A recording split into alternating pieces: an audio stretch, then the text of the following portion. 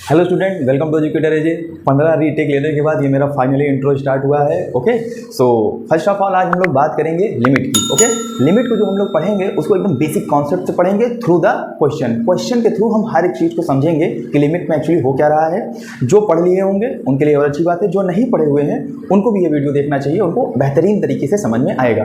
तो हम लोग ये हमारा जो सीरीज एक्चुअली चलेगा, हम लोग जितना भी चीज़ें पढ़ेंगे सब के सब क्वेश्चन के बेस पे क्लियर करेंगे। ओके, सो लिमिट में फर्स्ट ऑफ ऑल बात आती है ओरिजिन ऑफ लिमिट। लिमिट क्या होता है, हम लोग लिमिट किसका निकालते हैं, क्यों निकालते हैं, हर एक क्वेश्चन का आपको जवाब आंसर मिल जाएगा। बस फ्रेमवर्क आप धीरे धीरे वीडियो को देखते रहिएगा। लेक्चर वाइज लेक्चर जितने भी लेक्चर्स आते हैं आप ध्यान से देखिए, आपको परफेक्टली हर एक चीज़ समझ में आ जाएगा। फर्स्ट ऑफ ऑल बच्चों मैं आपको बता दूं, जो हमारा लिमिट वाला जो टॉपिक होता है, जो चैप्टर होता है, वो हमारे कैलकुलस में आता है। ओके, अब कैलकुलस क्या होता है, ये सारी चीज़ें जब हम लोग अपना फुल कोर्स लाएंगे तो उसमें बेहतरीन तरीके से समझेंगे। तो थोड़ा सा स्टार्ट करते हैं इन सब चीज़ों को, आइए आगे बढ़ते हैं। बाहर के जो भी डिस्टर्बिंग एलिमेंट है, थोड़ा बहुत हो सकता है नॉइस आ रहा हो तो उसको इग्नोर करिएगा और एकदम ध्यान से स्क्रीन पे नजरें गड़ाइए रहिएगा, बड़ा मजा आएगा। सो बच्चों अब हम लोग ओरिजिन ऑफ लिमिट देखते हैं कहाँ से होता है। ठीक है ना, हम लोग जो भी लिमिट निकालते हैं वो किसी ना किसी एक फंक्शन की लिमिट निकालते हैं। ठीक है ना, अब क्यों निकालते हैं, कैसे निकालते हैं, इन सब चीज़ों को आइए समझते हैं। सपोज करिए हमारे पास कोई एक फंक्शन है f ऑफ x बराबर एक्स स्क्वायर प्लस 2 दे दिया है। अब अगर मैं बोल दूं f ऑफ 2, तो f ऑफ 2 का मतलब सभी लोग जानते होंगे, f ऑफ 2 का मतलब ये होता है कि जहाँ जहाँ x होगा वहाँ वहाँ हम क्या पुट करेंगे, 2 पुट करेंगे। तो आइए पुट करके देखते हैं क्या होता है। यहाँ पे 2 है तो 2 का क्या हो जाएगा, स्क्वायर प्लस ये क्या हो जाएगा, 2 हो जाएगा। तो यहाँ पे f ऑफ 2 की जो वैल्यू आई है ये हो जाएगा 4 + 2 = क्या हो गया, 6 आ गया। ओके, इसमें कोई दिक्कत नहीं हुआ। हमको एक फंक्शन दिया था, उसमें हमको x = 2 पे वैल्यू चेक करने के लिए बोला, हमने रख दिया और हमारा आंसर 6 आ गया। चलिए ठीक है, ये तो रही एक बात। अब हम लोग दूसरा एग्जांपल लेते हैं जिसमें दिया है f of x = x² - 49 x - 7। Okay, ये हमारा दूसरा फंक्शन एक दिया है, ध्यान से देखिएगा।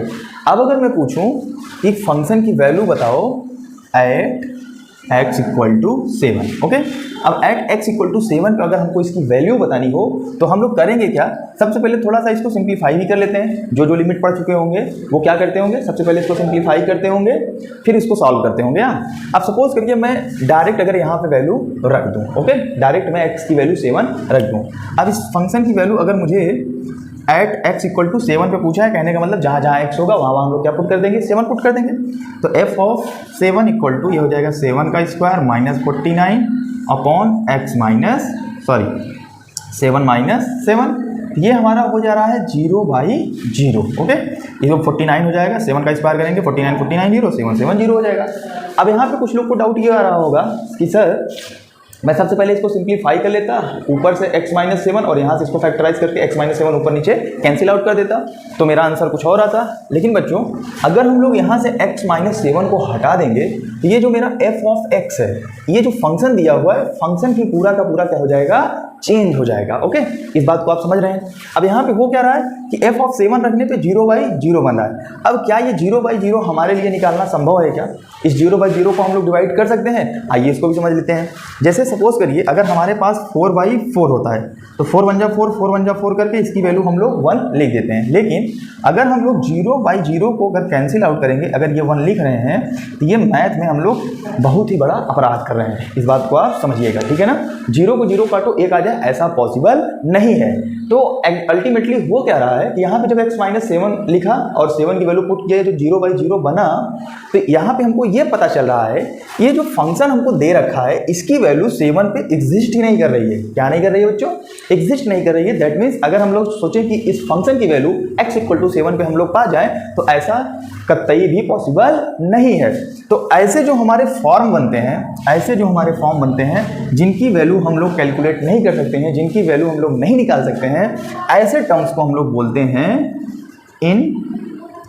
इनडिटरमिनेंट फॉर्म। ऐसे को हम लोग क्या बोलते हैं, इनडिटरमिनेंट फॉर्म बोलते हैं। ओके, इस बात को आप ध्यान रखिएगा। तो ऐसे टर्म को या ऐसा जो फॉर्म कहीं पे दिख जाए, ऐसे फॉर्म को हम लोग क्या बोलते हैं, इनडिटरमिनेंट फॉर्म बोलते हैं। अब इस इनडिटरमिनेंट फॉर्म को हम लोग इस तरीके से कैलकुलेट नहीं कर सकते हैं। तो जब भी इस फंक्शन को लिखा जाएगा तो आप हमेशा देखिएगा, कभी कभी बुक में लिखा रहता है, यहाँ पे लिखा रहेगा where x is not equal to 7, क्योंकि x इक्वल टू 7 पे इस फंक्शन की जो वैल्यू है वो सेटिस्फाइड नहीं है, क्योंकि 0/0 का फॉर्म बना लेता है। तो ऐसे कई सारे फंक्शंस होते हैं जहाँ पे क्या होता है कि हमारा इनडिटर्मिनेंट फॉर्म बना लेता है। तो इस इनडिटर्मिनेंट फॉर्म को सॉल्व करने के लिए हम लोग एक हथियार का यूज़ करते हैं मैथमेटिक्स में, या बोल सकते हो कि हम लोग एक टेक्निक का यूज़ करते हैं कि हम लोग कुछ ऐसा टेक्निक यूज़ करें कि इस फंक्शन की वैल्यू x इक्वल टू 7 पे भी निकाल लिया जाए। तो ऐसे हमारे वेपन्स को बोला जाता है क्या, लिमिट। तो यहाँ से लिमिट का कॉन्सेप्ट स्टार्ट होता है कि हम लोग x इक्वल टू 7 पे भी इसकी वैल्यू चेक करना चाहें कि x इक्वल टू 7 पे इस फंक्शन की वैल्यू क्या होगी। इसको फाइंड आउट करने के लिए हम लोग लिमिट का कॉन्सेप्ट पढ़ते हैं। अब बच्चों, अब बात ये आती है, ये जो मेरा इनडिटर्मिनेंट फॉर्म बनता है, ये बनता कहाँ से है, आता कहाँ से। ओके, जैसे बच्चों हम लोग कभी कभी क्या होता है कि हमारे फिजिक्स में आपको पता है कि मैथमेटिक्स का अच्छा खासा इन्वॉल्वमेंट होता है। तो कहीं पे अगर हम लोग वेलोसिटी निकाल रहे हो, डिस्टेंस निकाल रहे हो, फोर्स निकाल रहे हो, ठीक है ना, एक्सेलरेशन निकाल रहे हो, व्हाट एवर कुछ भी अगर हम लोग करते हैं, तो कभी कभी क्या होता है ना कि वो इनडिटर्मिनेंट फॉर्म बना लेता है। जब हम लोग कोई भी इक्वेशन बनाते हैं, किसी भी फोर्स का, मोमेंटम का, एनीथिंग जो भी आप समझ लो, उसमें होता क्या है, कभी कभी क्या होता है ना कि ऊपर नीचे ऐसे फॉर्म हमको देखने को मिल जाते हैं। तो क्या होता है, फिजिक्स वाले तो मैथ्स पढ़े होते हैं, लेकिन ऐसा है नहीं, कोई नई चीज़ अगर आ जाए तो वो रिजॉल्व कर नहीं सकते, इसलिए वो मैथमेटिशियन जो होते हैं उनको हैंडल कर दिया जाता है। काफ़ी रिसर्च के बाद वो किसी एक नए कॉन्सेप्ट को ला देते हैं, जिससे कि हमारा मैथमेटिक्स क्या हो जाता है, थोड़ा पढ़ने में, सीखने में आसान हो जाता है, ईजी हो जाता है। तो इसी में से कॉन्सेप्ट हमारा क्या आ गया, लिमिट। तो आई होप आपको लिमिट अभी तक थोड़ा सा समझ में आया होगा कि लिमिट मतलब why we are calculate limit of any function. Okay, ये चीज़ आपको समझ में आ गया होगा अच्छी तरीके से। तो अगर हम लोग बात करें कि लिमिट हम लोग किसका निकालते हैं, फंक्शन का निकालते हैं। सबसे पहली बात, लिमिट किसका निकालेंगे, फंक्शन का निकालेंगे। और क्यों निकालेंगे, क्योंकि जब कभी हमको इनडिटर्मिनेंट फॉर्म देखने को मिल जाते हैं तो हम लोग वहाँ पे क्या करेंगे कि जिस वैल्यू पे x के वो इनडिटर्मिनेंट फॉर्म बना रहा है, उस पर हम लोग लिमिट लगा के उसकी वैल्यू, उस फंक्शन की वैल्यू उस लिमिट पे निकाल लेते हैं। ठीक है ना। आइए अब बात समझते हैं कि इनडिटर्मिनेंट फॉर्म कौन कौन से होते हैं। तो सबसे पहले हम लोग इनडिटर्मिनेंट फॉर्म देखते हैं, ठीक है ना। तो जो हमारे इनडिटर्मिनेंट फॉर्म होते हैं बच्चों, जैसे हो गया क्या, 0/0 हो गया, इनफाइनाइट बाई इनफाइनाइट हो गया। ओके, उसके बाद क्या हो जाएगा, 0 की पावर 0 हो गया, और क्या हो गया, प्लस माइनस इनफाइनाइट, प्लस में आ जाए या माइनस में आ जाए, और क्या होता है बच्चों, 1 की पावर इनफाइनाइट होता है। तो ऐसे हमारे कुछ चीज़ें होती हैं जो इनडिटर्मिनेंट फॉर्म बनाती हैं, ठीक है ना। ये सब क्या होते हैं, हमारे इनडिटर्मिनेंट फॉर्म्स होते हैं। अब ये सब आएगा कहाँ से, ऐसे जब कोई फंक्शन दिया रहेगा उसको डायरेक्ट वैल्यू रखने पे जब इस तरीके का फॉर्म बनाए, ये सब के सब क्या होते हैं, इनडिटर्मिनेंट फॉर्म्स होते हैं। तो ऐसे इनडिटर्मिनेंट फॉर्म को सॉल्व करने के लिए हम लोग लिमिट का यूज़ करते हैं, ठीक है ना। जब हम लोग बेसिक में और पढ़ेंगे ना, जब अपना फुल कोर्स हम लोग लिमिट का लॉन्च करेंगे, तो उसमें हम लोग देखेंगे कि ये जब फंक्शन की बात जो कर रहे हैं ना, उसमें और डिटेलिंग में जाएंगे, ठीक है। अभी क्या है कि क्वेश्चन के थ्रू हमको इसको पुशअप करना है, आगे लेके चलना है, इसलिए मैं ज़्यादा अंदर नहीं जा रहा हूँ। हालांकि तब भी आपको समझ में आ गया होगा कि लिमिट किसका निकालते हैं, क्यों निकालते हैं, ये दो चीज़ आपको समझ में आ गई होगी। अब बात आती है बच्चों ये कि जो भी फंक्शन हम लोग पढ़ते हैं वो सारे के सारे फंक्शन क्या होते हैं, अपने डोमेन में ही क्या होते हैं, वो एग्जिस्ट करते हैं। अच्छा, अब बात है कि डोमेन क्या होता है। डोमेन बच्चों एज अ इनपुट समझो, जैसे सपोज करो कोई हमारा सिस्टम है, उस सिस्टम में हम इनपुट डाल रहे हैं और आउटपुट निकल रहा है। जैसे फैन चल रहा है, तो फैन में क्या होता है, हम लोग इलेक्ट्रिसिटी देते हैं, एयर मतलब मैकेनिकल पावर है जो है एयर में कन्वर्ट होकर हमको हवा मिलता है, ठीक है ना, इससे हमारी गर्मी जाती है। तो अब यहाँ पे होगा क्या कि जो इनपुट का काम कर रहा है वो क्या है, इलेक्ट्रिसिटी है, ये इसका डोमेन हो गया। और आउटपुट में क्या निकल रहा है, एयर, हवा निकल रहा है, उसको हम लोग क्या बोल देंगे, आउटपुट बोल देंगे। तो सेम यही चीज़ हमारे फंक्शन के साथ होता है, इनपुट डालोगे आउटपुट मिलेगा। तो इसका जो डोमेन होगा, हम लोग ये बोल सकते हैं कि every real number but except x not equal to 7। यहाँ पे x इक्वल टू 7 नहीं रख सकते हैं, बाकी यहाँ पे इसकी कोई भी वैल्यू रखेंगे, फंक्शन की हर एक वैल्यू तो आपको मिलेगी, ठीक है। 1 2 3 4 -1 -2 -3 सब पे मिलेगा, बट 7 पे नहीं मिलेगा, क्योंकि 7 पे क्या हो जा रहा है, इनडिटर्मिनेंट फॉर्म बना ले रहा है। अब इसी इनडिटर्मिनेंट फॉर्म को हम लोग सीखेंगे कैसे, लिमिट के थ्रू हम लोग इनडिटर्मिनेंट फॉर्म्स को निकालेंगे। ओके, तो आपको पता चल गया कि इनडिटर्मिनेंट फॉर्म क्या होता है। ओके, अब हम लोग आगे बात करते हैं कि इस इनडिटर्मिनेंट फॉर्म को कैसे रिजॉल्व करेंगे। तो आइए समझते हैं। अब यहाँ पे होगा क्या, अगर मैं एक नंबर लाइन अगर ऐसे ड्रॉ कर दूँ, ध्यान से समझते रहिएगा, ठीक है। सपोज करिए ये मेरा क्या है, 7, ओके, ये क्या है, 7 है, ओके। और ये पूरी जो नंबर लाइन है, ये नंबर रियल नंबर लाइन है, आप ऐसे समझिएगा। यहाँ पे क्या है, हमारा 7 है। अब यहाँ पे होगा 7 पे तो वैल्यू निकल नहीं सकती है, ओके, 7 पे तो वैल्यू निकल नहीं सकती है। अगर हम 7 के थोड़ा सा नियरेस्ट पे जाएं, नियरेस्ट का मतलब क्या हो जाए, जैसे अगर मैं बोलूं 6.99999 वो अप्रॉक्सीमेटली 7 ही तो आ रहा है ना।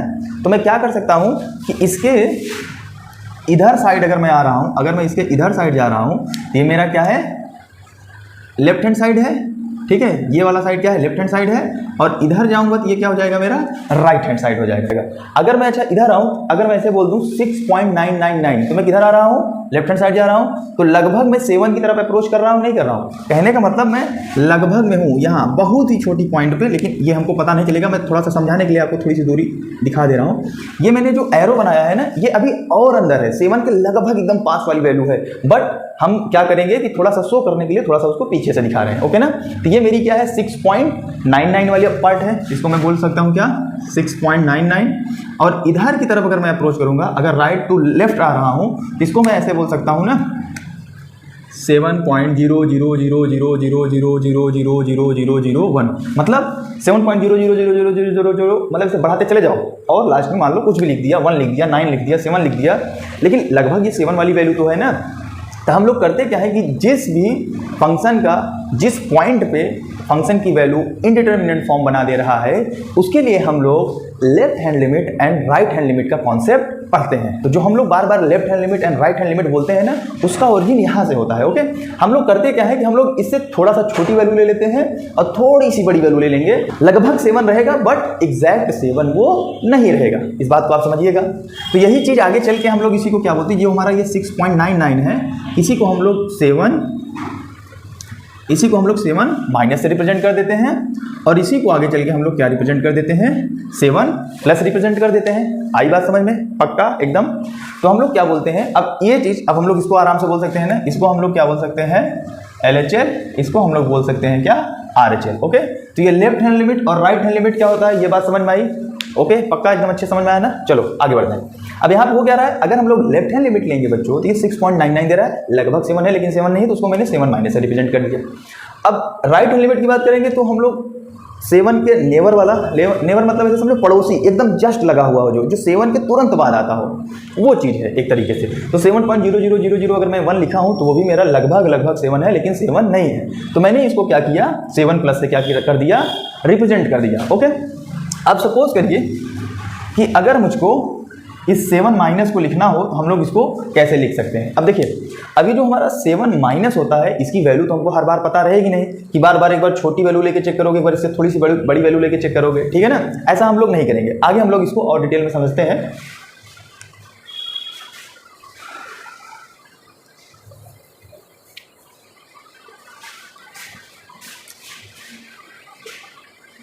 सोचो, अब हम यहाँ पे देखते हैं, ये जो मेरा 7 माइनस है ये लेफ्ट हैंड लिमिट बना रहा है, और ये जो 7 प्लस है वो मेरा क्या बना रहा है, राइट हैंड लिमिट बना रहा है। तो आप देख रहे हो जो लेफ्ट हैंड लिमिट है और राइट हैंड लिमिट है लगभग क्या है, 7 के बराबर है, लगभग 7 के बराबर हो गए हैं ना। तो इसलिए हम लोग यहाँ से एग्जिस्टेंस ऑफ लिमिट का कॉन्सेप्ट एराइज करते हैं, निकालते हैं। हम लोग बोलते क्या है कि जो हमारा लेफ्ट हैंड लिमिट होगा वो जस्ट इक्वल टू होना चाहिए क्या, राइट हैंड लिमिट का, ओके। ये आप एकदम पकड़ के रख लीजिए, ये हमारे लिमिट का एकदम बेसिक है, ठीक है ना, ओरिजिन है एकदम, ओरिजिन ऑफ लिमिट यही होता है, ओके। आप बात समझिएगा। ये जो 7 माइनस है इसी को मैंने लेफ्ट हैंड लिमिट से रिप्रेजेंट कर दिया, और 7 प्लस को मैंने राइट हैंड लिमिट से रिप्रेजेंट कर दिया, और दोनों को मैंने इक्वल दिखाया। इक्वल क्यों दिखाया, क्योंकि लगभग ये भी 7 दे रहा है, लगभग ये भी 7 दे रहा है। अब यहीं से हमारा कॉन्सेप्ट निकलेगा आगे, आप ये समझते रहिएगा, ठीक है ना। और जो फंक्शन में किसी भी लिमिट को अगर रिप्रेजेंट करना हो तो हम लोग किस तरीके से रिप्रेजेंट करते हैं, इसको हम लोग लिख देते हैं लिम। अब मान लीजिए मेरे को अगर लेफ्ट हैंड लिमिट लिखना है तो इसी को हम लोग कैसे लिख देंगे, h tends to 7 minus, okay. अब सपोज करिए मैं 7 ना लेके यहाँ पे a लिख लेता हूँ, ठीक है ना। यहाँ पे मैं क्या लिखता हूँ, a माइनस लिख लेता हूँ। सपोज करिए यहाँ पे मेरा a है, तो a से थोड़ी सी छोटी वैल्यू a माइनस हो जाएगा, a से थोड़ी सी बड़ी वैल्यू क्या बन जाएगी, a प्लस बन जाएगा, ओके। तो हम लोग किसी भी फंक्शन में, और यहाँ पे हमारा जो फंक्शन दिया रहेगा f ऑफ x लिख देंगे, ओके। तो आप जब भी लिमिट का कोई भी क्वेश्चन सॉल्व करेंगे तो यहाँ पे ये चीज़ बहुत कम देखने को आपको मिलेगा। बार बार सिर्फ ऐसे लिखा रहेगा, कुछ इस तरीके से लिखा रहेगा, जैसे यहाँ पे अब मैं आपको समझा देता हूँ, ऐसे लिखा रहेगा limit x tends to 2 x plus 2 upon x square minus 4। अब बोलेगा कि इसकी लिमिट x टेंड्स टू 2 पे बताओ, तो ये जो पूरा लिखा हुआ होता है ना, ये लगभग इसके बराबर होता है, ठीक है ना। मतलब ए माइनस के बराबर नहीं होता है, मतलब जिस वैल्यू पे पूछा रहेगा और वो फंक्शन, ठीक है ना। लेकिन हमको सिर्फ यही इतने से काम मेरे को रहता है, इसलिए हम लोग ये चीज़ जल्दी नहीं देते हैं। जब इस चीज़ की रिक्वायरमेंट होती है इसको भी हम लोग इन्वॉल्व करा देते हैं। आइए आगे समझते हैं। अब यहाँ देखिए जो लेफ्ट हैंड लिमिट लिखा हुआ है, क्या मैं इसको ऐसे लिख सकता हूँ, limit x tends to a minus f of x। Okay, ये आप समझिए जरा। ये जो limit x tends to a minus लिखा है, ये मैंने 7 की जगह पे लिख दिया। सपोज करिए a मेरे पास कोई नंबर है, उसका लेफ्ट हैंड लिमिट देखूंगा तो a माइनस होगा और राइट हैंड लिमिट देखूंगा तो a प्लस हो जाएगा। तो मैंने इसको कुछ इस तरीके से कन्वर्ट कर दिया। अब इसी चीज़ को हम लोग क्या करते हैं, इस तरीके से कन्वर्ट कर देते हैं, लिमिट h टेंस टू 0 और फंक्शन में क्या हो जाएगा, a माइनस h पुट कर देंगे और ये हमारा क्या बन जाता है, लेफ्ट हैंड लिमिट का क्या बन जाता है, फॉर्म। अब ये फॉर्म क्यों बनता है, इस पर भी थोड़ी सी चर्चा कर लेते हैं, थोड़ा सा देख लेते हैं। हालांकि फुल कोर्स नहीं है लेकिन बताना थोड़ा बढ़िया रहेगा। बार बार क्या होता है ना, कंफ्यूजन होता है कि h क्यों आ जाता है, a माइनस h क्यों लिखा, यहाँ पे a माइनस को इस तरीके से कैसे मैंने रिप्रेजेंट कर दिया है।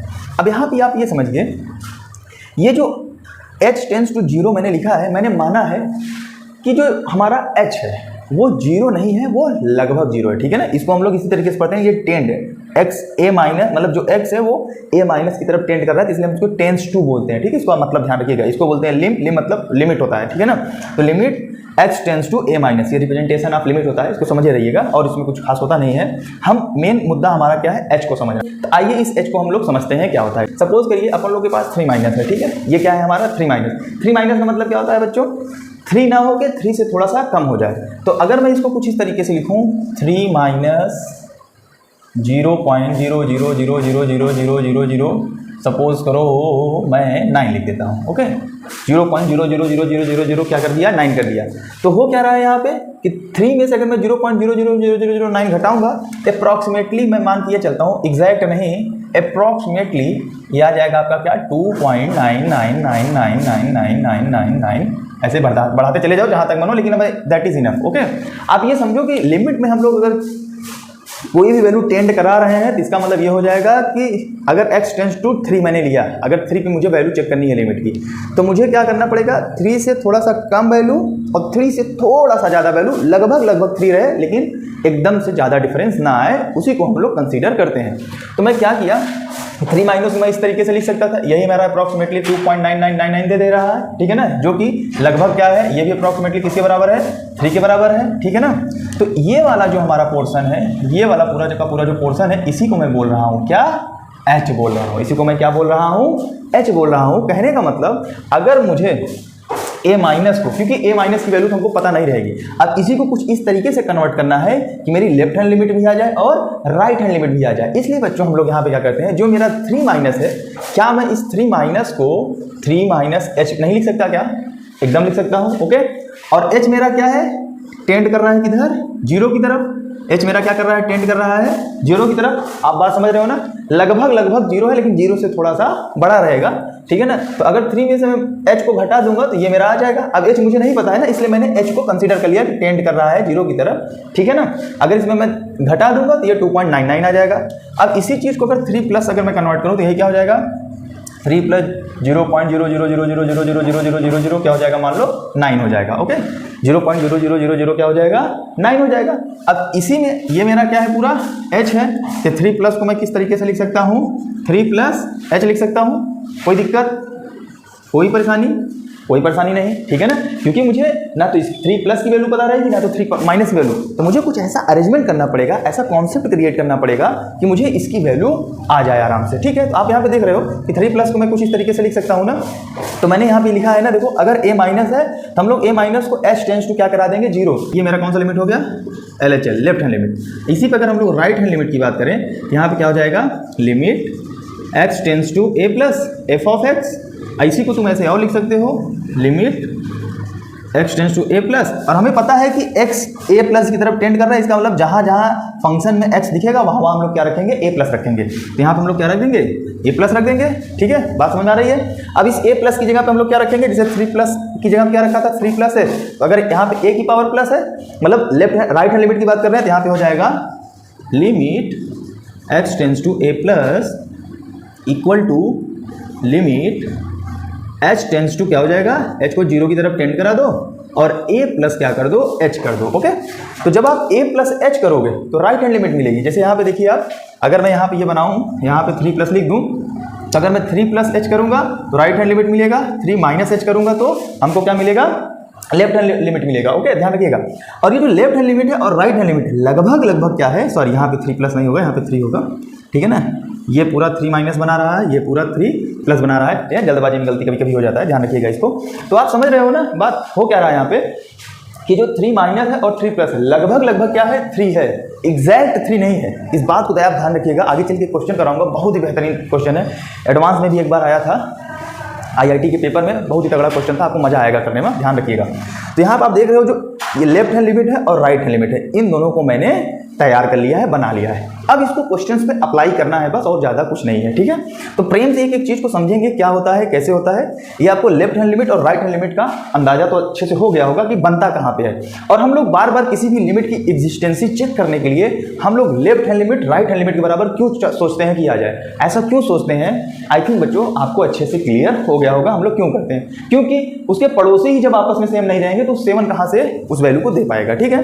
तो एक हमारा कॉन्सेप्ट होता है, हम लोगों ने बनाया है कि जब भी किसी भी फंक्शन की हम लोग लिमिट निकालेंगे तो उसमें हमारा जो लेफ्ट हैंड लिमिट है वो राइट हैंड लिमिट के बराबर होना चाहिए, ठीक है। इसी चीज को मैं एक इक्वल के फॉर्म में एक बार लिख देता हूं। ये मेरा कहलाता है क्या, this is our left hand limit and this is right hand limit. Okay, तो जिस चीज़ की रिक्वायरमेंट है एकदम बढ़िया से मैं लिख भी दे रहा हूँ। ओके, आप चाहो तो बढ़िया से नोट्स भी बना सकते हो, मजा आएगा। एक एक क्वेश्चन जो कराऊंगा पूरा लिखना, बढ़िया से जो चीज़ लिखूं आप भी लिखते रहिएगा साथ साथ में, आपको मजा आएगा, ठीक है ना। अभी तो मान लो आ जाएगा बताने पे, लेकिन हो सकता है कुछ दिन बाद भूल जाओ। अपने पास नोट्स रहेगा ना तो उसका अलग ही बेनिफिट रहता है। ओके, तो इस बात को आप ध्यान में रखे रहिएगा। ओके, सो मेन यही होता है, लेफ्ट हैंड लिमिट और राइट हैंड लिमिट हमारा जो होता है आपस में बराबर होना चाहिए। अब ये क्यों बराबर होना चाहिए मैंने ये सब भी समझा दिया आपको एकदम अच्छे तरीके से, ठीक है ना। इनडिटर्मिनेंट फॉर्म कैसे बनते हैं, हम इनडिटर्मिनेंट फॉर्म को भी आगे चल के कैलकुलेट करेंगे कि 0 बाई 0 का फॉर्म बनेगा तो उसको कैसे उसकी लिमिट निकालेंगे, इनफाइनाइट बाई इनफाइनाइट आएगा तो उसकी लिमिट कैसे निकालेंगे, सब कुछ सीखेंगे, ठीक है ना। तो आज के लिए इतना ही बच्चों, मज़ा आया मुझे पढ़ा के, मुझे तो अच्छा लगा। आपको जैसा भी लगा हो आप अपना वैल्यूएबल सजेशन कमेंट बॉक्स में डाल सकते हैं। ओके, सो आज के लिए इतना ही। जय बाबा की।